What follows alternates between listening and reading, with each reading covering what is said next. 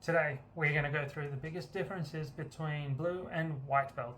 This is what I found from leveling up from white to blue, and what I felt like were the big highlighted differences. I started my jiu-jitsu journey about 8 years ago, so I thought I'd share with everyone my thoughts. So, hi, it's Vin here, or otherwise known as Captain Bubblebeard. Let's get straight into it. So, first thing I found was the shift in learning. What I found was in white belt, you're just learning the fundamentals. So whether this be simple guards like X guard, open guard, closed guard, butterfly, etc., you're just learning these positions.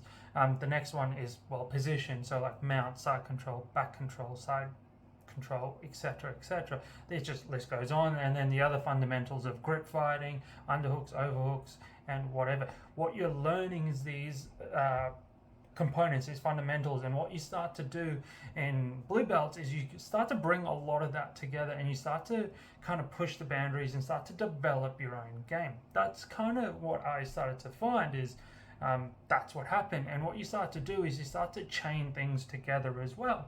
So a lot of what happens in white belt is you do, for instance, single leg X, and then you kind of go straight into a straight ankle lock.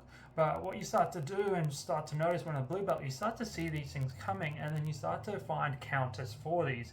And then that's how you start to develop a little bit of that learning, and you start to kind of put everything in together. And it's just kind of adding different tools and putting it into your toolbox, and then kind of making a shed, for instance. And I alluded to before in that other point was making your own game.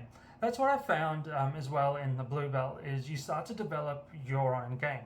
So in white belt, you're kind of just learning everything. You're just trying to absorb as much as you can, take everything you can in and see what happens and see, what sticks. As a blue belt, what I found is you start to learn all of it and you start to implement it. So for instance, if you like butterfly guard a lot, you'll start to chain moves in butterfly guard to sweeps, to attacks, and whatnot. And then same as half guard. So if you decide to do it like half guard, you can start to attack leg locks, start sweeping and whatnot. But you start to develop the positions you like, the sweeps you like, the guards you like. So whether it be X guard, reverse, de la hiva, whatever, you start to realize that these are the movements you like, and then these are the submissions you like. And you start to develop your own game around your likes and dislikes.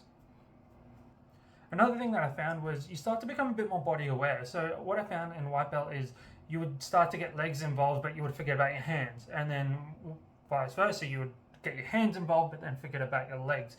But as a blue belt, what I found was you start to get better and better at kind of mixing them together and using them to your advantage. So using your legs and arms, pull, push. I know you're taught this at white belt, but some white belts it just takes a bit of time.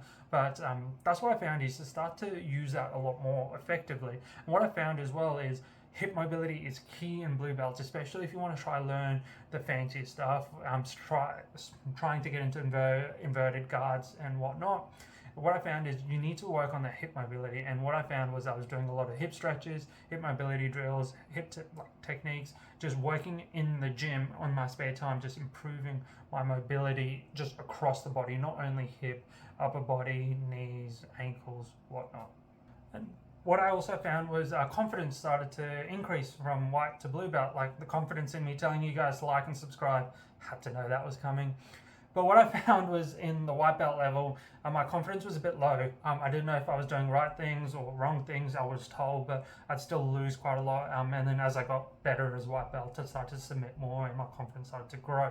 But as a blue belt, my confidence grew even more, and that kind of just got stronger and stronger because I actually knew that I actually know what I'm doing in the sport. And that confidence just kept growing, and felt like blue belt is where your confidence just starts to increase and rise exponentially.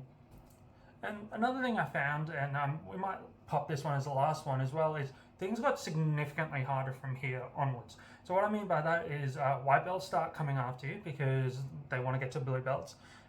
Other blue belts don't want to lose to you, so they're going hard at you.